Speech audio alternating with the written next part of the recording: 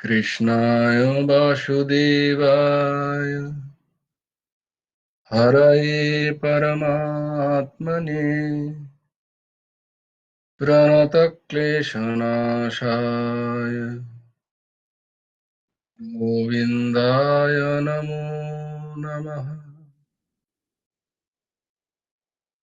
कृष्णाय वासुदेवाय देवकी नन्दनाय च नन्दगोपकुमाराय गोविन्दाय नमो नमः।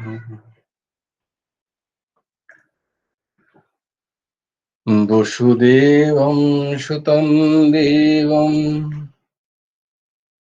कंसचाणूरमर्दनं देवकी परमानन्दम्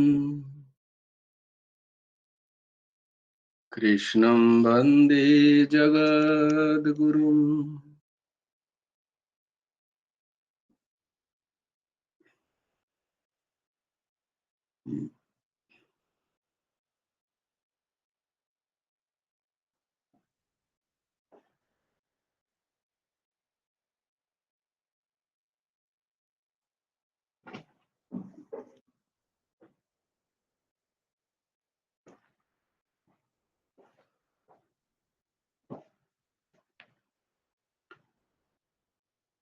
নবকুমার চতুষ্পাঠীর আর একটা অধ্যায় তোমাদের সকলকে স্বাগত।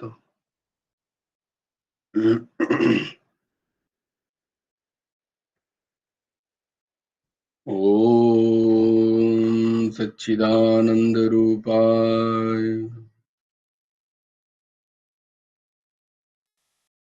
गुरवे बुद्धिसाक्षिणे श्री हेमंताय वरिष्ठाय नमो अक्लिष्टकर्मणे।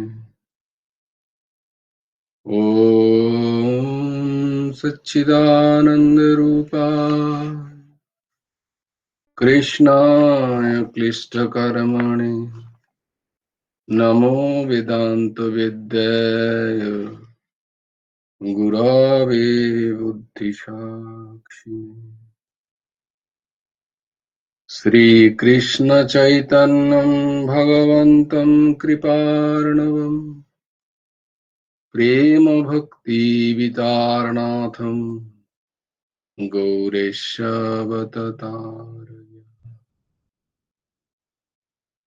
मूकं करोति वाचालं पङ्गुं लङ्घयते गिरिं यत्कृपातमहं वन्दे परमानन्दमाधवम्। नमो नलिननेत्राय वेणुवद्दविनोदिने राधाधरसुधापान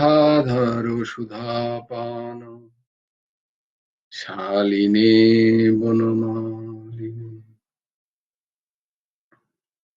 बर्हापीडं नटवरवपुः कर्णयो कर्णिकारम् बिभ्रदवासः कनककपिशं वैजयन्तीं च मालाम् रन्ध्रान् वेणोधरसुधया पुरयन् गोपवृन्दै बृन्दारण्यं शपदरमणं प्राविशद्गीतकीर्तिः।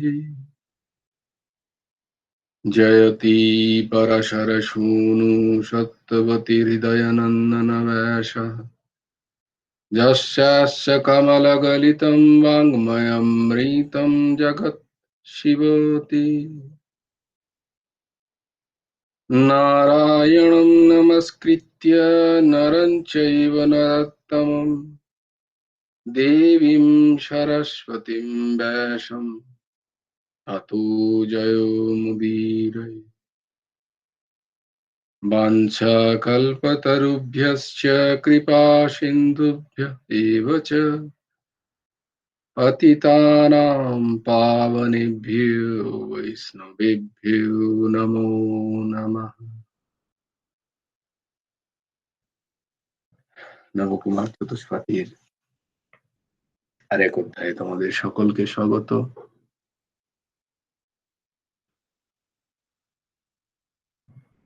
আজ আমাদের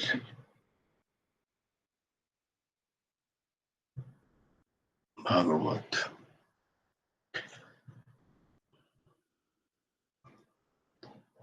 পরপর দুটো দিন অফ যাওয়া, কারণ আজকেও সন্ধেবেলা হতো না। এটার কারণে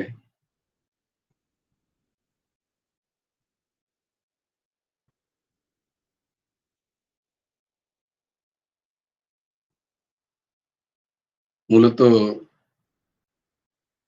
কন্যা কুসুমের খোঁচুনিতে আমাকে আজকে এই স্পেশাল সেশন রাখতে হয়েছে। তো তোমাদের প্রত্যেককে এও সবার হয়ে দিচ্ছে আর কি। তো এটা তো একটা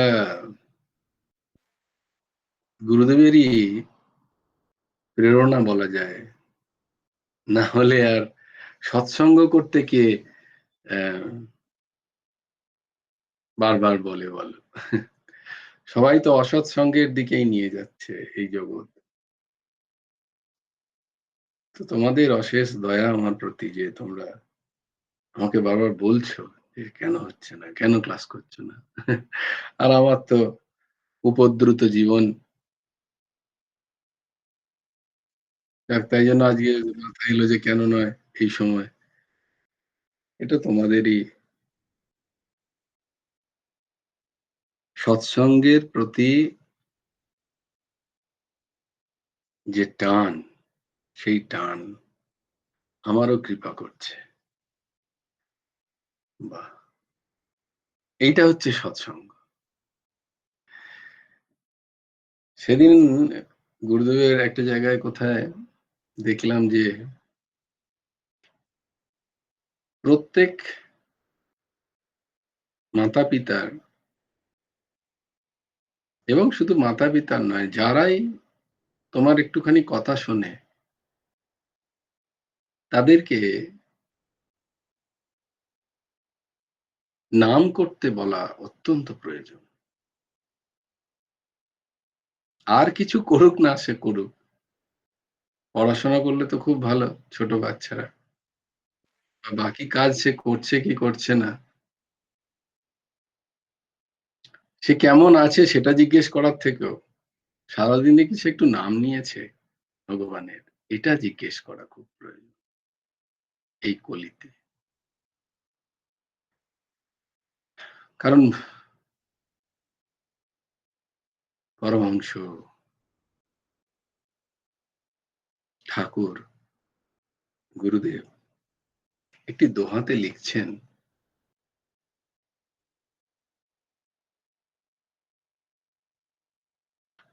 ও মাতা মাতা নেহি, ও পিতা নেহি হ্যায় পিতা।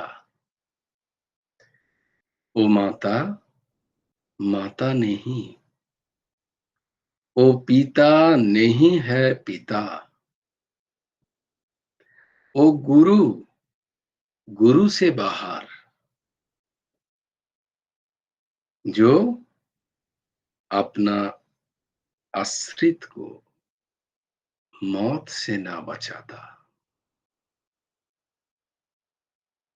বাংলায় অনুবাদ করে দিই। বলছে সেই মা কে মা বলা যাবে না, সেই পিতা পিতা পদবাচ্যও নয়। আর গুরুদেব সেই গুরুদেব, তার গুরুস্থান থেকে তাকে বাদ দেওয়া যায় যদি এই তিনজন, কারণ মাতা পিতা আশ্রয়ে থাকে সন্তানরা, গুরুর আশ্রয়ে থাকে তার সন্তান রূপ শিষ্যরা। বলছে এই ৩ জন যদি তার আশ্রিতদের মৃত্যু থেকে না বাঁচাতে পারে, তাহলে এরা এই পদের পদবাচ্য নয়। এদের এই পদে রাখা যায় না। হুম, কি অদ্ভুত কথা!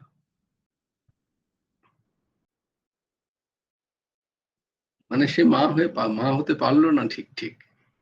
যে তার সন্তানকে মৃত্যুর মুখ থেকে না বাঁচাতে পারল। যে পিতা সে পিতা হতে পারল না ঠিক।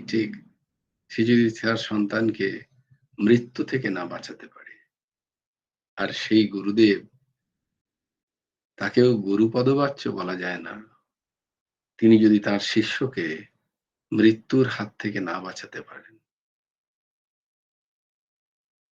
তো এখানে প্রশ্ন আসছে, ওমা! তা হতে কোথায় হচ্ছে? কেউ মৃত্যু থেকে বাঁচাতে পারে নাকি? এটা তো মৃত্যু লোক। এখানে তো যেতে হবেই সবাইকে। কোন মা বাঁচাতে পারে? কোন পিতা বাঁচাতে পারে? বা কোন গুরুদেবই বাঁচাতে দেখছি তার শিষ্যদের? এটা তো হচ্ছে না। এই তর্ক আসবে না? বলছেন না।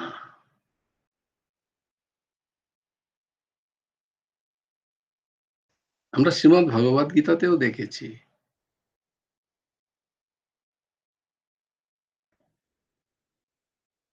মৃত্যু তাকেই বলা যাবে। যদ্যপি বারবার এই সৎসঙ্গে মৃত্যুকে খণ্ডন করা হয়েছে। একটা অবস্থান্তরের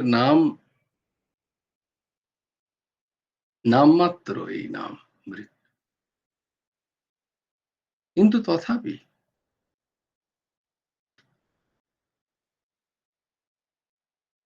সেটার থেকেও যদি বাঁচানো মানে কি? বাঁচানো মানে যে শরীর তুমি ছাড়ছো,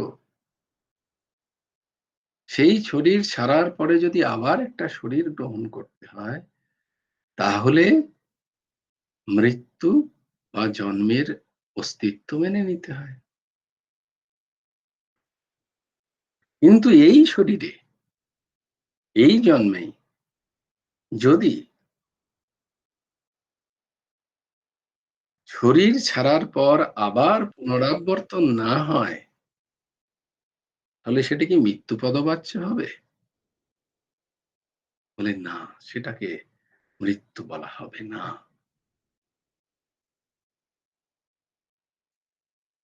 তাই গুরুদেব লিখছেন ঐরকম।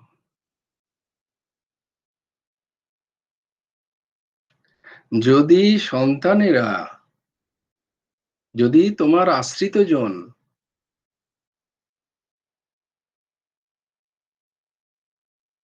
ভগবত ভজন না করে, ভগবত আরাধনা না করে,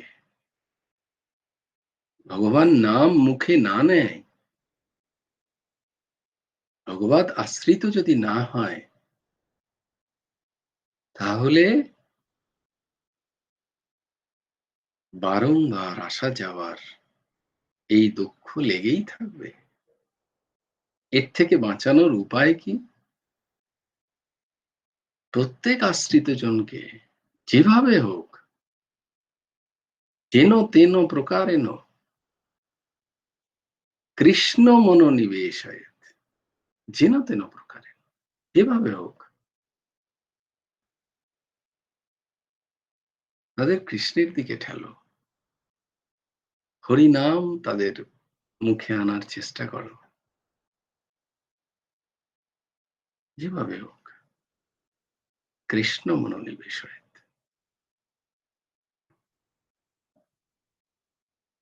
এই হচ্ছে সৎসঙ্গ। তা যদি না হয়, যদি আমরা আমাদের আশ্রিত জনেদের শুধু বিষয় সংগ্রহের পথই দেখাই, তাহলে এটা অসৎসঙ্গ হয়ে যাবে। তাহলে সৎসঙ্গ শুরু হওয়া উচিত আগে ঘর থেকে। বাইরে কোথাও গিয়ে সৎসঙ্গ নয়। আগে ঘরে সৎসঙ্গ। আমার ব্যষ্টিতে আমি সৎসঙ্গ করছি কিনা।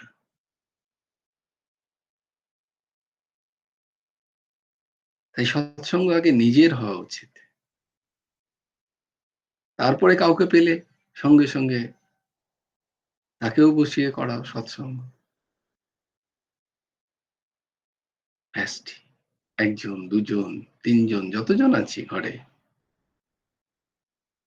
সৎসঙ্গ মানে বিশাল মানুষজনকে ডেকে না, না, না।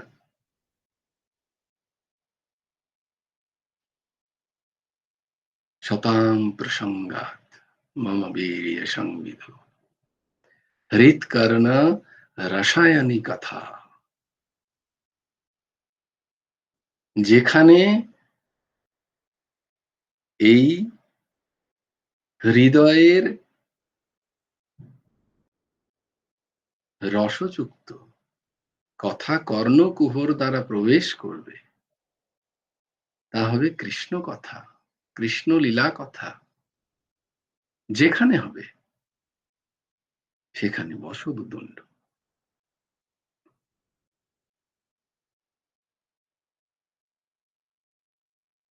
তো তোমরা আমাকে বাঁচাচ্ছ আমার মৃত্যু থেকে। এর জন্য তোমাদের প্রত্যেকের শ্রীচরণে বারংবার প্রণাম।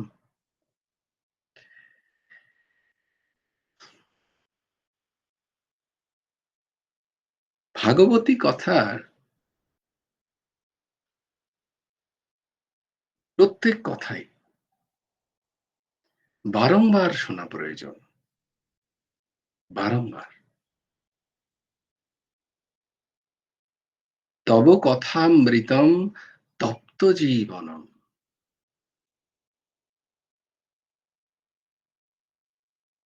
এই কথা, এই যে ত্রিতাপ দগ্ধ জীবনকে শান্ত করছে, প্রলেপ দিচ্ছে। তাই প্রত্যেক দিন ভাগবতী কথা শ্রবণ প্রয়োজন। এই কলিতে ভাগবতী কথা শ্রবণ, ভাগবতী কথা মানে ভগবানের কথা এবং ভগবানের জনের কথা। যারা ভগবানকে ভালোবাসেন, যারা ভগবানকে ভালোবেসেছেন, ভক্তের কথা প্রত্যেক দিন একটু করে শ্রবণ করা, এর থেকে বড় সাধন এই কলিতে আর নেই। কথা শ্রবণ।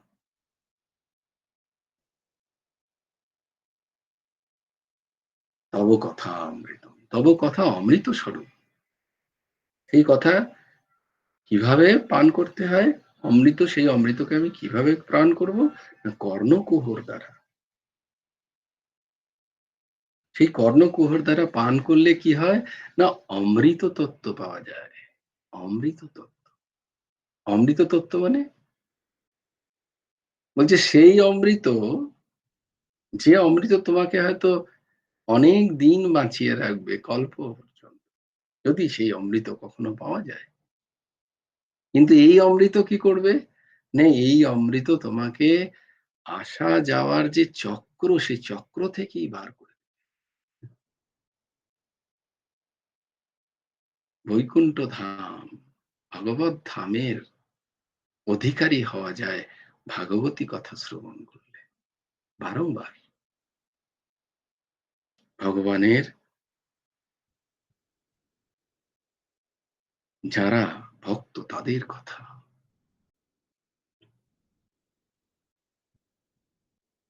তো ভগবানের ভক্ত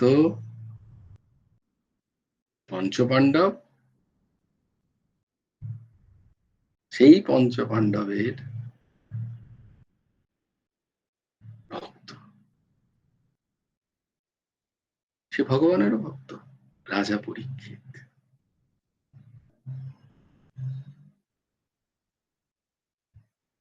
সৃষ্টিতে এরকম কম, কম নয় অতি বিরল, যে জন্মের পূর্বেই ভগবত দর্শন হয়েছে তার। অতি বিরল। পরীক্ষিত মহারাজ তার মধ্যে একজন, যাকে ভগবান গর্ভের মধ্যে গিয়ে দর্শন দেন এবং তাকে রক্ষা করেন অশ্বত্থামার ব্রহ্মাস্ত্র থেকে। সেই পরীক্ষিত অত্যন্ত ধর্মপ্রাণ রাজা। তিনি একদিন তার রাজত্বে যেতে যেতে দেখলেন, কি দেখলেন? একজন একটা বৃষের ৩ টে পা ভেঙে গেছে। একটা পায়ে সে কোন রকমে দাঁড়িয়ে আছে। সে সেই পাটাকেও ভাঙতে চাইছে। বলে, "এত নির্দয় তুমি কেন? এত কষ্ট পাচ্ছ ৩ টে পা ভেঙে। তারপরে তুমি এটাকেও ভাঙতে চাইছো? কে তুমি? এত নির্দয় কেন তুমি?" পরীক্ষিত মহা ক্রোধে তাকে মারতে গেলেন তলোয়ার বার করে। বলে, "প্রভু, প্রভু ক্ষমা করবেন, আমাকে মারবেন না। আমাকে মেরে কোন লাভ নেই, কারণ আমি আসতেই চলেছি।" বলে, "কে হে তুমি?" বলে, "আমার নাম কলি। সত্য, ত্রেতা, দাপর শেষে আমি কলি, আমি আসবই। আপনার মৃত্যুর সাথে, সাথে দাপর শেষ হবে। আমি তো আসবই।" বলে, "বেশ, তাহলে এ কে?" বলে, "এ হচ্ছে ধর্ম।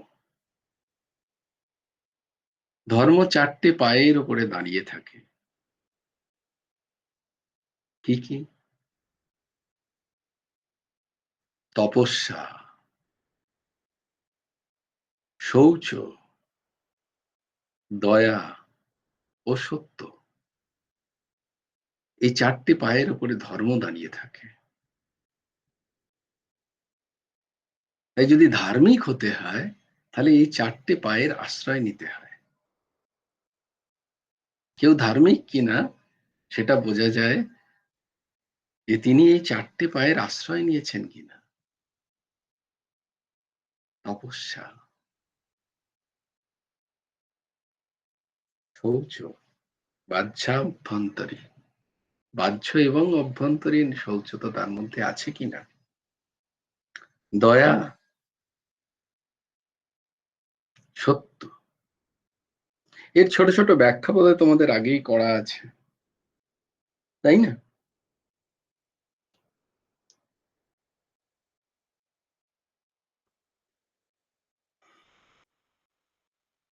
তপ করা, তপস্যা। গুরুদেব বলতেন, এই বর্ষাকালে আমি হীরাজি মায়ের কাছে শুনেছি, ইন্দিরা মা এখানে আছেন।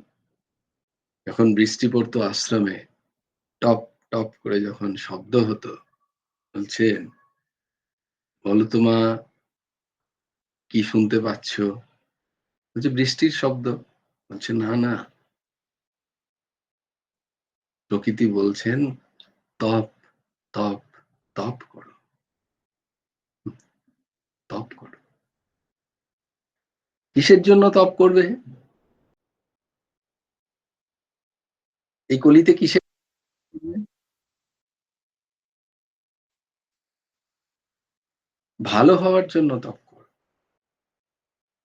শুদ্ধ মানুষ হওয়ার জন্য তপ করো। সেবার জন্য তপ করো।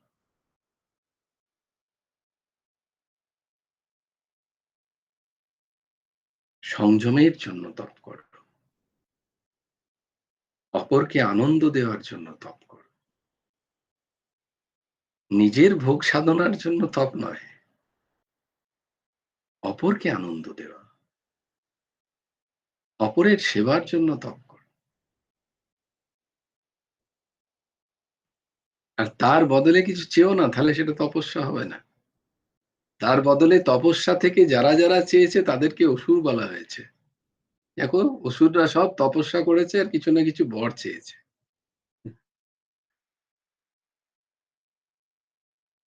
না, না, বদলে কিছু কোনো কিছু চাই না। এই শরীরকে তপস্যাতে লাগাতে হয়। তপ। শৌচ নিরন্তর আমি আমার মনকে পরিষ্কার করছি কিনা? দেহকে তো পরিষ্কার করছি। আমি আমার মনকে পরিষ্কার করছি কি? মলনির্মচনম পুংসাম জলস্নানম দিনে দিনে সকৃৎ গীতাম্ভসি স্নানম সংসার মলনাশনম। সংসারকে মলস্বরূপ বলছে।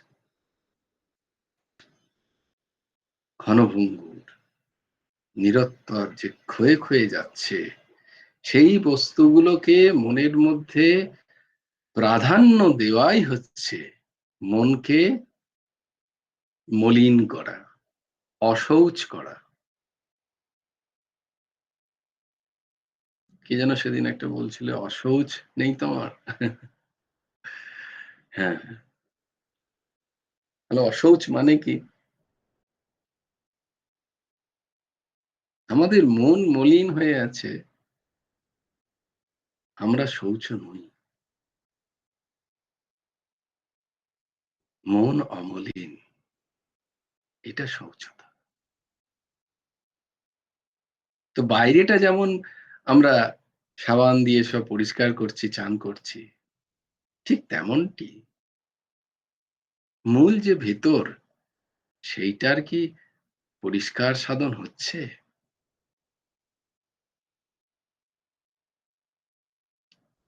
তো ওখানে গীতার, শ্রীমদ্ ভগবৎ গীতার মাহাত্ম্য শ্লোকে বলছে, একমাত্র গীতা শ্রবণ করলে, গীতা, ভাগবত, রামচরিত মানস, রামায়ণ, মহাভারত, এইসব আর্ষ গ্রন্থ, এই গ্রন্থের চর্চা করলে কি হয়? অন্তরের যে মল, সেই মলগুলো দূরীভূত হয়। কি করে? এই যে জানলাম, আমি ভাবছি হয়তো আমি খুব ধার্মিক, কিন্তু আমার মধ্যে তপস্যা নেই।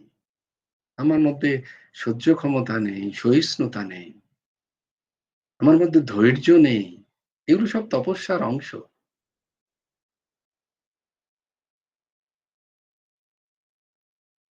আমার মধ্যে শৌচতা নেই।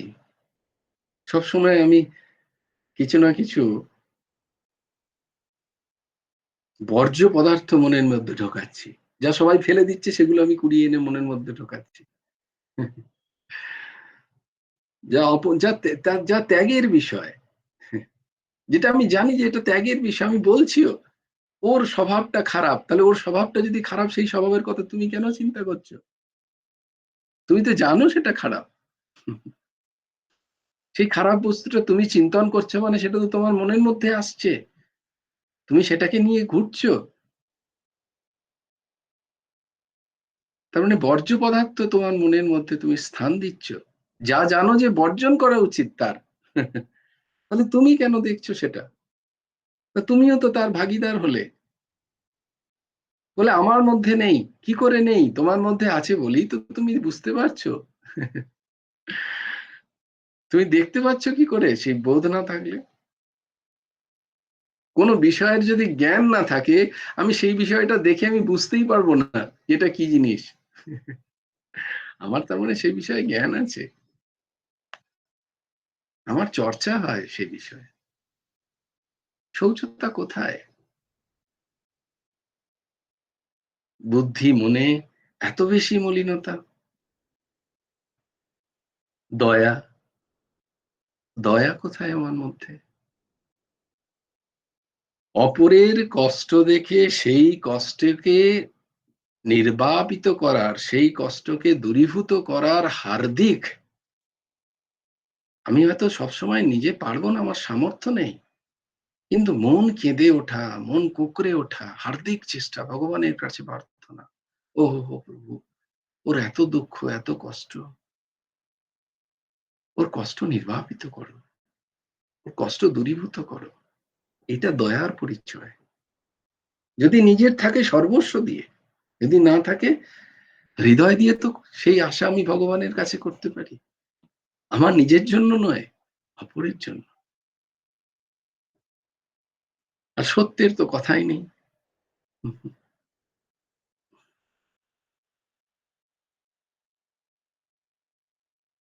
ক্ষণে, ক্ষণে মিথ্যা বলছি। তপঃ শৌচম দয়া সত্যমিতি পাদঃ কৃতে কৃতাঃ। বলছে বাকি ৩ টে চলে গেছে এই কলিযুগে। সত্য একটু আকটু টিকে আছে, ধর্ম ওই সত্যের পদের উপর একটু টিকে আছে।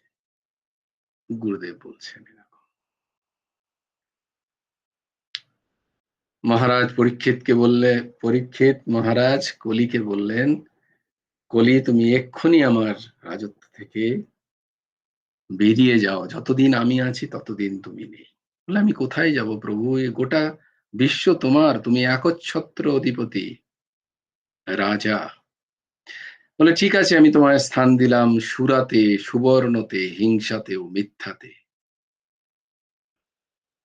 সুরা মানে যেকোনো বস্তু, যেকোনো বস্তু যা অধিক, প্রয়োজনের অধিক তা সুরা। হুম,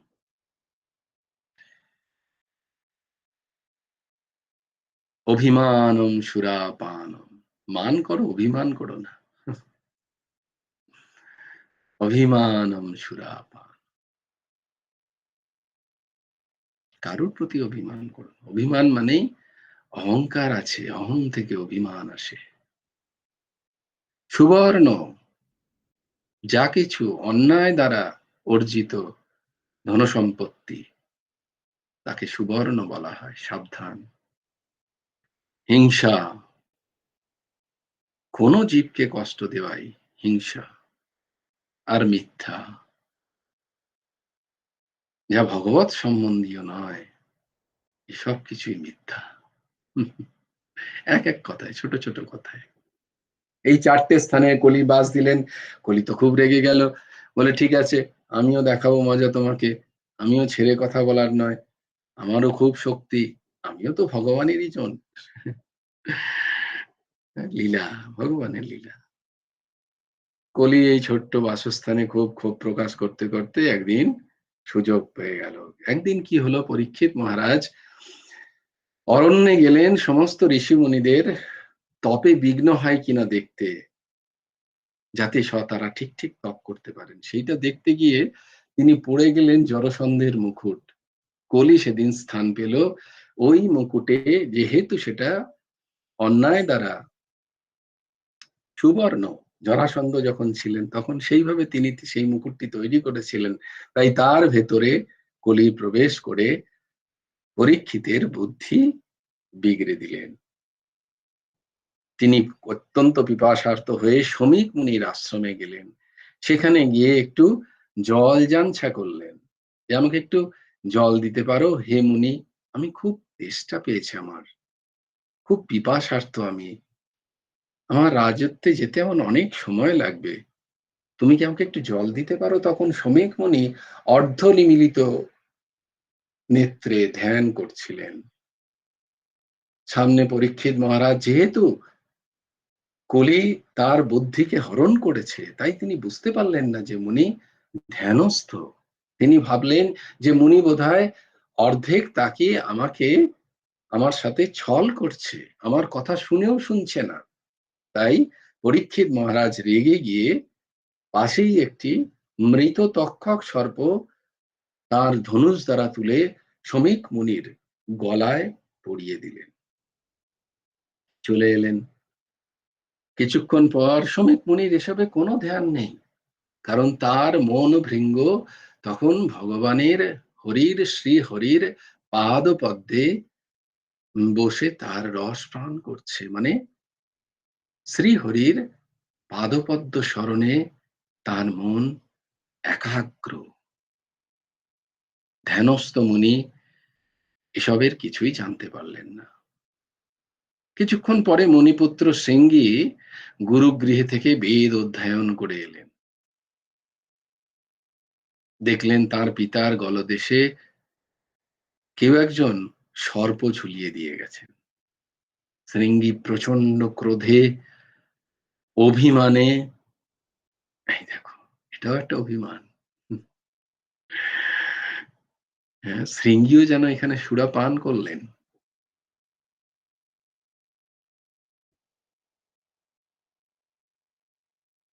ঠিক এইভাবেও দেখতে হয়। তিনিও কোনো কিছু বিচার না করে জল নিয়ে সংকল্প করলেন, কমণ্ডলুর জল নিয়ে শাপ দিলেন। যে যিনি গর্ভবশে আমার পিতার গলায় মৃত তক্ষক ঝুলিয়ে দিয়েছেন, সেই তক্ষকই তাকে সপ্তাহকালের মধ্যে দংশন করবে। রাজার শাপ, রাজাতেই শাপ পড়তেই সমেত মুনির ধ্যান ভঙ্গ হয়ে গেল। কেন? কারণ পরীক্ষিত রাজা চরম হরিভক্ত নিজে। যখন এই শাপ শ্রীহরির কর্ণকুহরে প্রবেশ করল, তখন হরিও যেন একটু নড়ে উঠলেন। যখন হরি নড়ে উঠলেন, তখন তার পা নড়ে উঠল, তার পদযুগল, তার চরণ যুগল নড়ে উঠল। আর সেই চরণ যুগলে সমেত মুনির মনোভৃঙ্গ বসেছিল। তাহলে সেও উঠে গেল, সেও চঞ্চল হয়ে গেল। এই ভাব। এই সমেত মুনিরও একাগ্রতা নষ্ট হলো। যখন তখন বলল, কি হলো? এমন কি হলো যে ভগবান শ্রী হরির তিনি অস্থির হয়ে পড়লেন? কি এমন হলো? চোখ খুলে দেখেন সামনে শৃঙ্গী তার পুত্র ক্রন্দন করছেন। বলে, কি হলো বাবা, তুমি কেন কাঁদছো? বলছে, দেখুন, কেউ হয়তো অভিমান বশে আপনার গলায় তক্ষক সর্প ঝুলিয়ে দিয়ে গেছে। মুনি সঙ্গে সঙ্গে সেই সাপটিকে ফেলে, বলে, তো মৃত সর্প, ঠিক আছে, ফেলে দিলেন। বলে, বাবা, এখানে আর কে আসবে? মাঝে মাঝে রাজা পরীক্ষিত আসেন, যাতে আমাদের কোনো বিঘ্ন না হয় সেইটা দেখতে। তো বাবা, এইসব দেখে তুমি কিছু রাগ করনি তো? তুমি কাউকে শান্ত করনি তো? কাউকে শ্রাপ দাওনি তো? শৃঙ্গী কাঁদতে কাঁদতে বলছেন, না পিতা, আমি শাপ দিয়েছি। সে যিনিই হোক না কেন, তার এত ধৃষ্টতা হয় কি করে আপনার মতো এই মহান ঋষির গলায় একটা মৃত সর্প ঝুলিয়ে দেয়? তিনি যিনিই হন না কেন। ওহো, মুনি সঙ্গে সঙ্গে ধ্যানস্থ হয়ে দেখলেন, ওহো, এ তো মৃত্যু, সাক্ষাৎ পরীক্ষিতের ব্রহ্মশাপ, কেউ টলাতে পারবেন না। মুনি খুব আফসোস করলেন, না বাবা, এটা তুমি ঠিক করনি, এটা তুমি ঠিক করনি। পরীক্ষিত মহারাজ অত্যন্ত ধর্মপ্রাণ, তার জন্যই আমরা এই অরণ্যে, এই তপবনে সমস্ত বিঘ্ন বিরহিত হয়ে আমরা ধ্যান করতে পারি, তপ করতে পারি, তপস্যা করতে পারি। আর তুমি তাকেই, আহা, মুনি বলছেন, আহা কি ভবিতব্য, কি ভগবানের লীলা।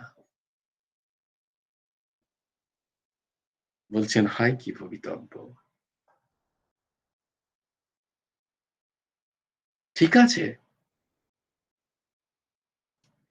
মহারাজ পরীক্ষিত জ্ঞানী মহাপুরুষ, এতে তার খুব একটা অসুবিধা হবে না, বরং কল্যাণই হবে। যাও বৎস, তুমি এখনই খবর দাও মহারাজ পরীক্ষিতকে তোমার এই সাপের কথা। সঙ্গে সঙ্গে মহারাজ পরীক্ষিতের কাছে এই সংবাদ পৌঁছলো।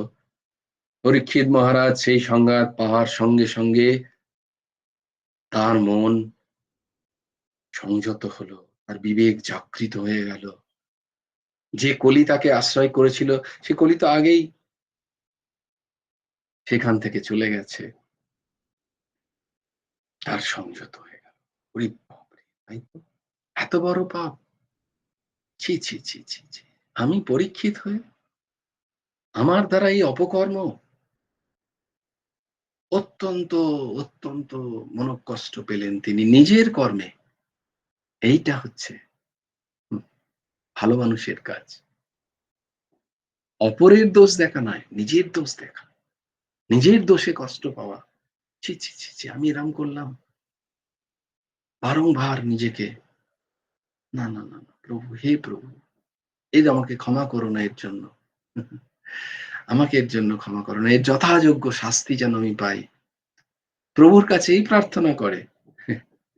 যারা সৎসঙ্গী হয় তারা প্রভুর কাছে এই প্রার্থনা করে, যারা অসৎসঙ্গী হয় তারা প্রভুর কাছে উল্টো প্রার্থনা করে। তারা বলে অপরকে কষ্ট দাও, আমি ভালো থাকি। যারা সৎসঙ্গী হয় তারা বলে না না না, কাউকে কষ্ট দিও না, আমায় কষ্ট দাও, আমি সহ্য করে নেব। আমার কারণে যেন অন্য কেউ কষ্ট না পায়, আমি যেন কোনো কারুর কষ্টের কারণ না হই কখনো। এই প্রভু, কাম ক্রোধ লোভ মোহ মদ মাৎসর্য হিংসা দেশ রাগ, এসব তো স্বাভাবিক। মনুষ্য শরীর আছে, এই সৃষ্টি আছে, সংসার আছে, তার মধ্যে আমি আছি। এগুলো যে আমাকে লাগবে না, এ তো আমি বলতে পারি না। আমি তো মহান হয়ে যাইনি, এসবের পারাপারি আমি যেতে পারিনি প্রভু। চেষ্টা করছি, কিন্তু দাগ তো লেগেই যাচ্ছে।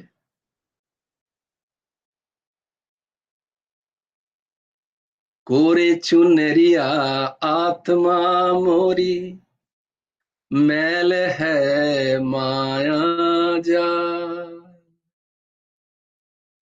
कोरे चुनरिया आत्मा मोरी, मैल है माया जा।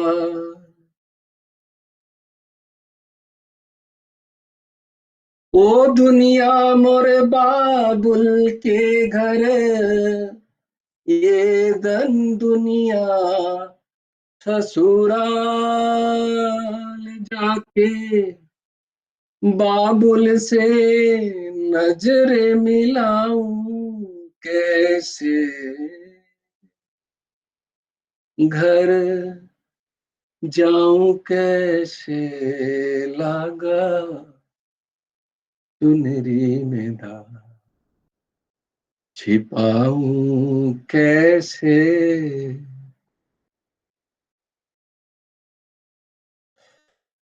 चुनरी में दाग लग गया, माया रूपी मैल की दाग। তো এই মায়া তো আমাকে ছাড়ছে না, আমার তো দাগ তো আমার লেগেই যাচ্ছে। কিন্তু যখন বুঝতে পারছি দাগ লেগেছে, তখন এর জন্য ভগবানের কাছে প্রার্থনা, অনুনয় বিনয়, বিনীত হয়ে যাওয়া, দীন হয়ে যাওয়া প্রভুর কাছে। হে প্রভু, আমি এখনো দীন হতে পারলাম না, এখনো আমার কারণে মানুষকে কষ্ট পেতে হচ্ছে, আমি এখনো দীন হতে পারলাম না প্রভু। এই ক্রন্দন ঠাকুরের কাছে। পরীক্ষিত সেই করতে লাগলেন, বলে আর সময় নষ্ট করা চলবে না, অনেক সময় নষ্ট হয়েছে এই রাজপাটে। সঙ্গে সঙ্গে তিনি তার পুত্রকে জন্মেজয়কে ডাকলেন।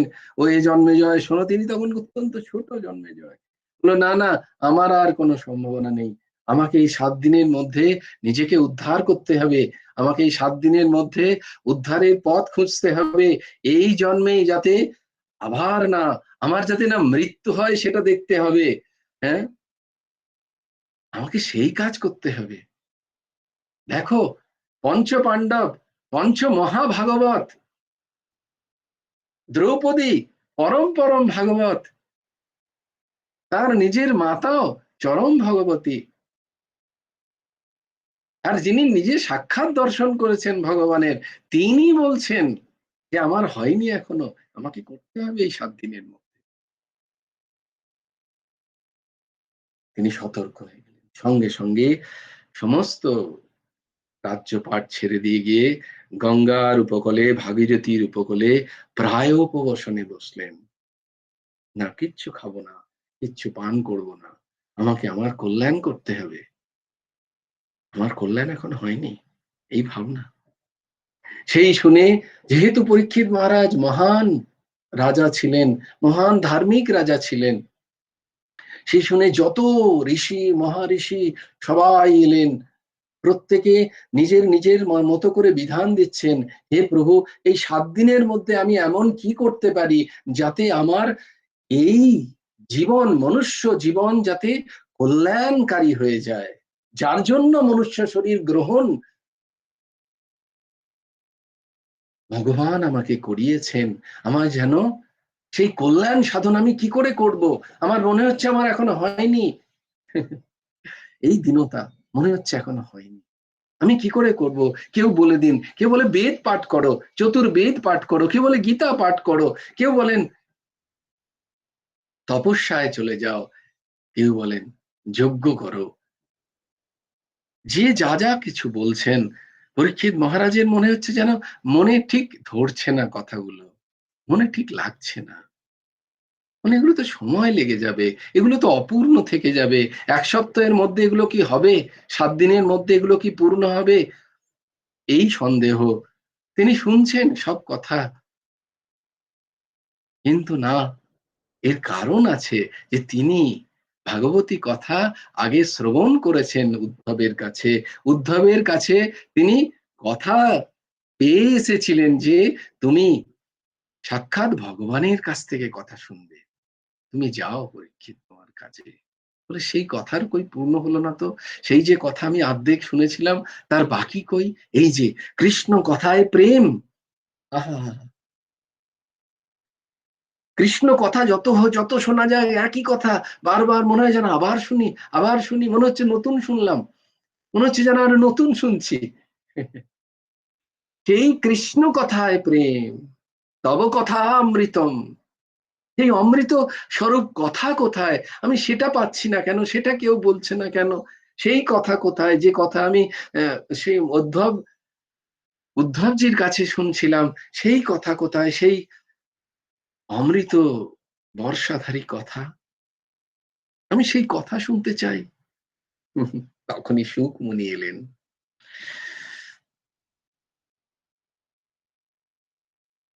সুকমুনিকে গুরুরূপে পেয়ে রাজার শরীরে প্রাণ এলো। দিগ্বসন সুখদেব মুনি। তার পুরো দেহে এক ফোঁটাও কাপড় নেই। যেন উজ্জ্বল জ্যোতিষ্কের মতো তার ছটা। তিনি এসে উপবিষ্ট করলেন। তিনি বসলেন রাজার সামনে। বললেন, হে রাজা, তুমি প্রস্তুত হও। আমি তোমাকে শ্রীমদ্ ভাগবতের কথা শোনাবো। পরীক্ষিত মহারাজ মন্ত্রমুগ্ধ হয়ে সপ্তাহব্যাপী কাল সুখদেব মুনির কাছে ভাগবতী কথা শোনা।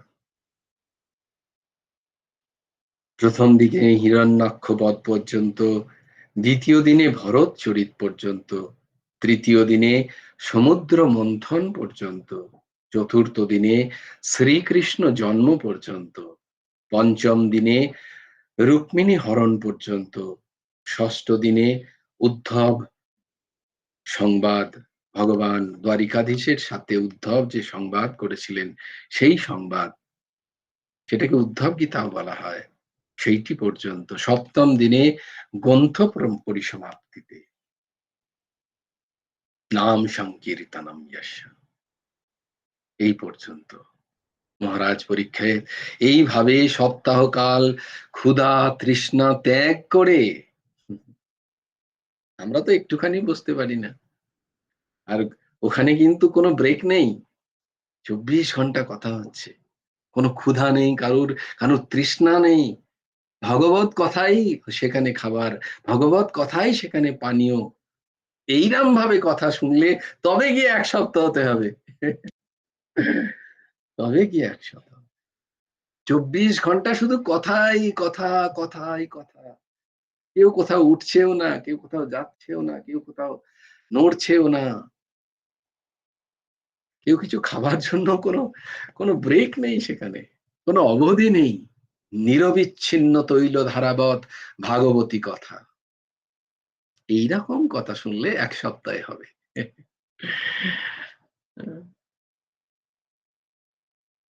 ক্ষুধা তৃষ্ণা ত্যাগ করে ভাগবতী কথা শ্রবণ করে। আমরা তো একটুখানি বসলেই না একটু চা হলে ভালো হয়, একটু জল, খুব তেষ্টা পাচ্ছে, ২-৪ বার বাথরুম যেতে হবে, খুব খিদে পেয়ে গেছে। তো তখন আমাদের চিন্তন তো সেইগুলোতে যাচ্ছে না। কারণ সেখানে সব মহান মহান ঋষিরা বসে আছেন। ভগবত ভগবান সাক্ষাৎ বলেন সুখ মুনি রূপে এসে কথা শুনিয়েছিলেন পরীক্ষিত মহারাজকে। এই কথা কীর্তন প্রসঙ্গে পদ্মপুরাণ বলে যে ভাদ্র মাসের রাধা অষ্টমীর পর নবমী তিথি থেকে পূর্ণিমা তিথি পর্যন্ত ৭ দিন এই কথা চলে। এটা হচ্ছে ইতিহাস।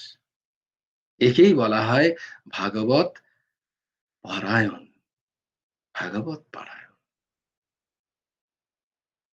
আমি আবার বলি, বারবার সবাইকে বলি, যদি সম্ভব হয় নিজেদের গৃহে অবশ্যই চেষ্টা করবে যে শুদ্ধ সহকারে ভাগবতী কথা পারায়ণ করেন, পাঠ করেন, এরম কাউকে দিয়ে ভাগবত কথা জীবনে একবার, প্রত্যেকে অনুরোধ করছি আমি হাত জোড়ে, নিজেদের গৃহে অবশ্যই ভাগবত পারায়ণ করি।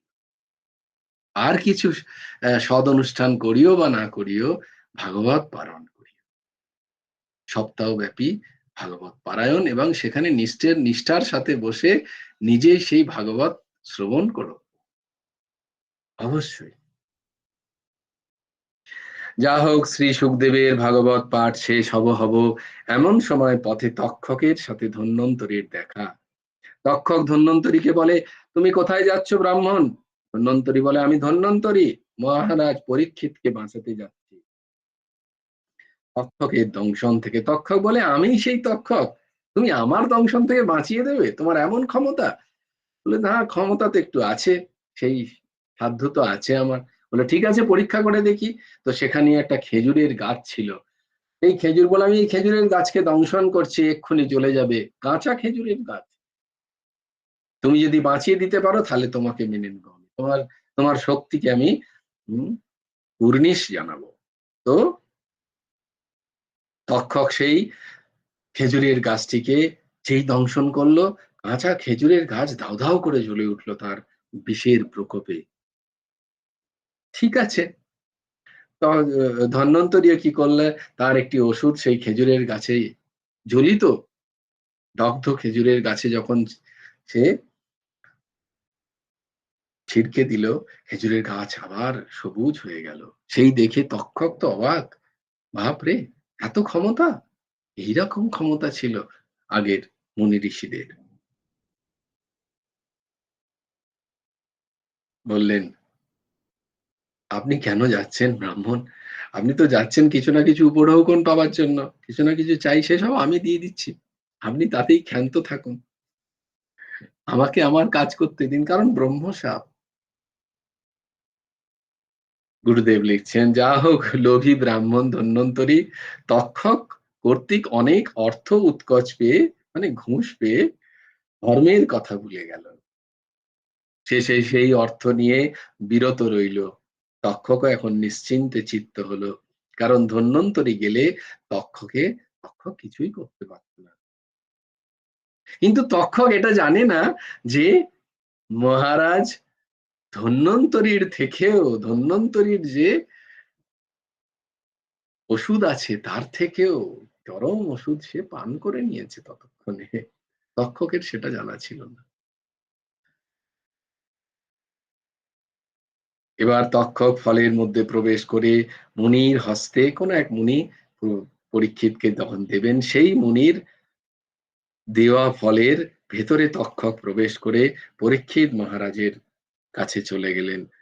মহারাজ মুনির হস্ত থেকে ফল গ্রহণ করে দেখলেন যে ফলটা কীটদ্রষ্ট। মহারাজ পরীক্ষিত তো অনেক তপস্যা করে মহান পুরুষ, তিনি বুঝতে পেরে গেলেন যে সুবর্ণ বর্ণ ক্ষুদ্র কীট সেখানে এসছেন।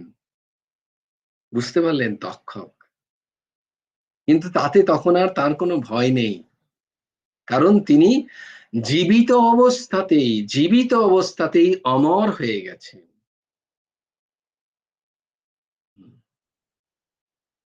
তার আর মৃত্যুতে কোনো ভয় নেই, তিনি মৃত্যুকে চিনে গেছেন।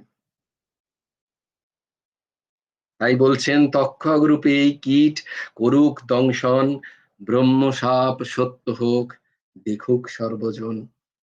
ব্রহ্ম সাপ যেন সত্য হয়, আর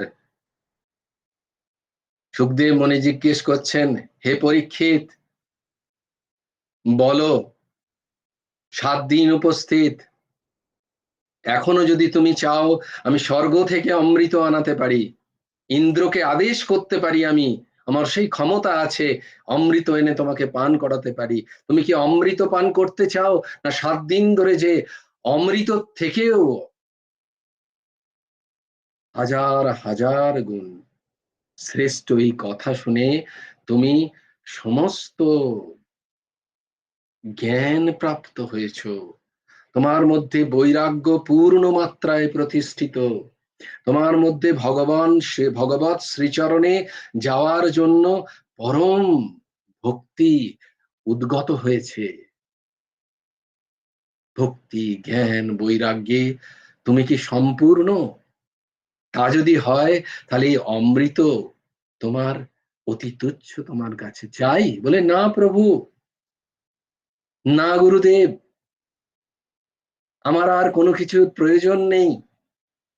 কারণ এই ভাগবত শ্রবণ করে, এই 1 সপ্তাহ ভাগবত শ্রবণ করিয়ে আপনি যে জ্ঞান আমাকে দিয়েছেন, সেই জ্ঞানের আলোতে আমি দেখতে পাচ্ছি এ সব কিছু নাটক চলছে, এ জন্ম মৃত্যু, এসব কিছু ভ্রান্তি। আমার এই বোধ হয়েছে প্রভু, তাই এখানে কোথাও আমি নেই, না আমার জন্ম হয়েছে, না আমার মৃত্যু হবে। তার অহং পূর্ণ মাত্রায় বিগলিত ভগবানের শ্রীচরণ পাদপদ্মে। সুখদেব মহারাজ হাসলেন, আর সেখান থেকে উঠে তিনি প্রস্থান করলেন। আমার কাজ হয়ে গেছে।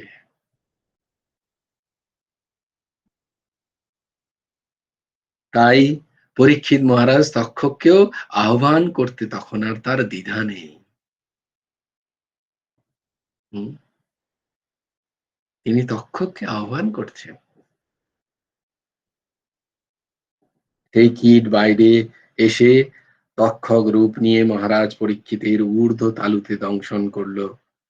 মহারাজ পরীক্ষিত কৃষ্ণ পাদ পদ্মে সমাধিস্থ হয়েই ছিলেন, তেমনি সমাধিস্থ হয়ে রইলেন।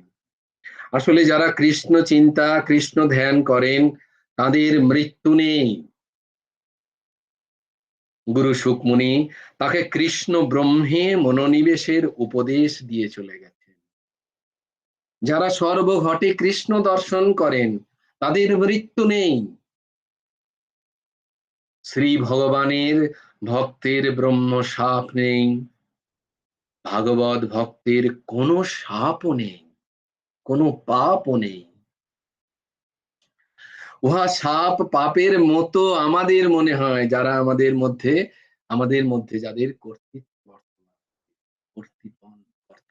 তাদের মনে হয়, ভগবত ভক্তের মধ্যে নেই। যেমন দুর্বাসার সাপে মহারাজ অম্বরীশের কোনো ক্ষতি হয়নি, এখানেও ঠিক তেমনি।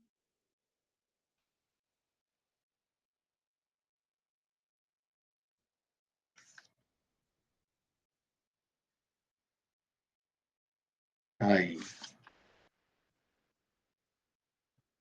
ভাগবতের প্রথম শ্লোক, জন্মাদ্যস্য যতোऽন্বাদিতরতশ্চার্থেষু অভিজ্ঞস্বরাট तेने ब्रह्म हृदय आदि कवये मुह्यन्ति यत्सुरयः तेजो वारिमृदां यथा विनिमयो यत्रोति सर्गो मृषा धाम्ना स्वेन सदा निरस्तकुहकम् सत्यं परं धीमहि।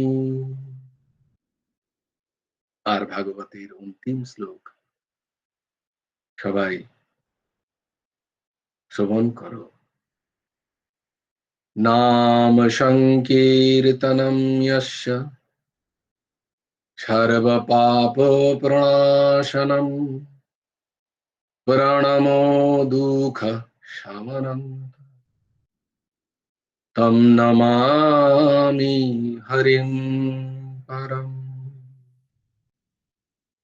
নাম সংকীর্তন, নিরন্তর নাম আর একটু সংকীর্তন, এটা করলে কি হয়, জন্ম জন্মান্তরের যত পাপ সব দূরীভূত হয়ে যায়, জীব ব্রহ্মপদ লাভ করে। তাই নাম সংকীর্তনম যস্য সর্ব পাপ প্রণাশনম। প্রণামো, ভগবানের কাছে প্রণাম করলে, তার শিববিগ্রহে প্রণাম করলে, প্রণামো দুঃখ সমানঃ, একবার প্রণাম করলে এই সমস্ত দুঃখ শমন হয়ে যায়। তাম নমামি হরিম পরম, সেই পরম হরিকে আমরা প্রণাম করি। अहमेवाशमेवाग्रे नान्यद् यद् सत् सत् परम् पश्चादहं यदेतच्च यो वसिष्येत सोऽस्म्यहम्। कृतेर्थं यत् प्रतीयेत न प्रतीयेत चात्मनि, तद्विद्यादात्मनो मायां यथा भासो यथा तमः। यथा महन्ति भूतानि भूतेषु चावचेष्वन्, प्रविष्टान्यप्रविष्टानि तथा तेषु न तेष्वहम्।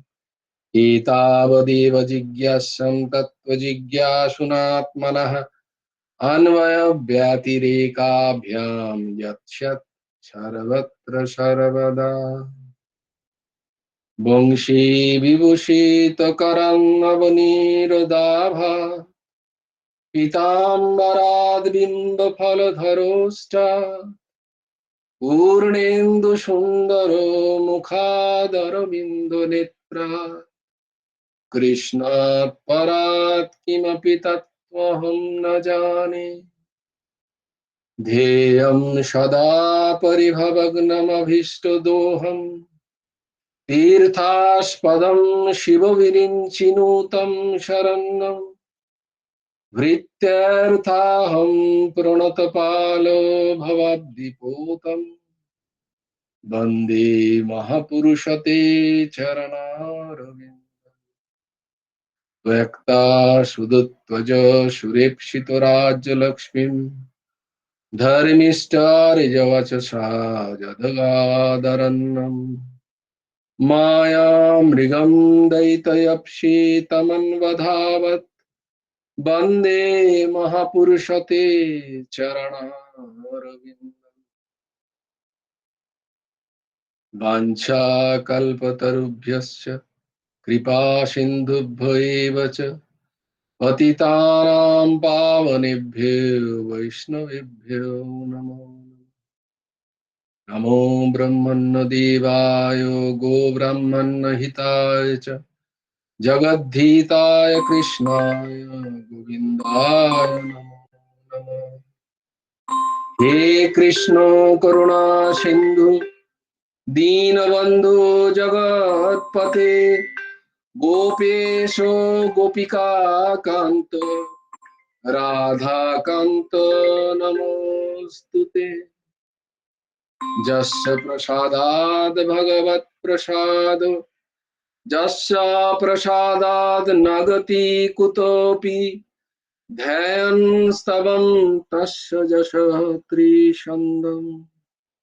वन्दे गुरो श्रीचरणारविन्दम्। जय जय श्री राधे, जय जय श्री राधे, जय जय श्री राधे, जय जय श्री सीताराम, हर हर महादेव।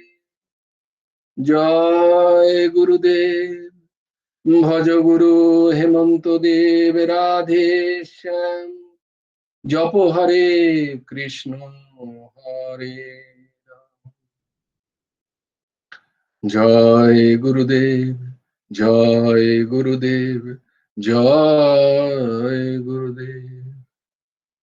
जय जय श्री श्री परमहंस ठाकुर श्री श्री हेमंत देव जी।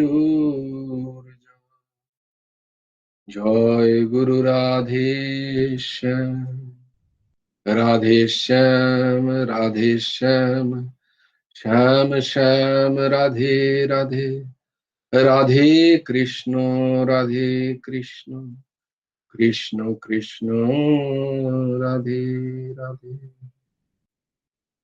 জয় গুরু রাধে। সবাই ভালো থেকো, সুস্থ থেকো, সুন্দর থেকো। জয় গুরু রাধে।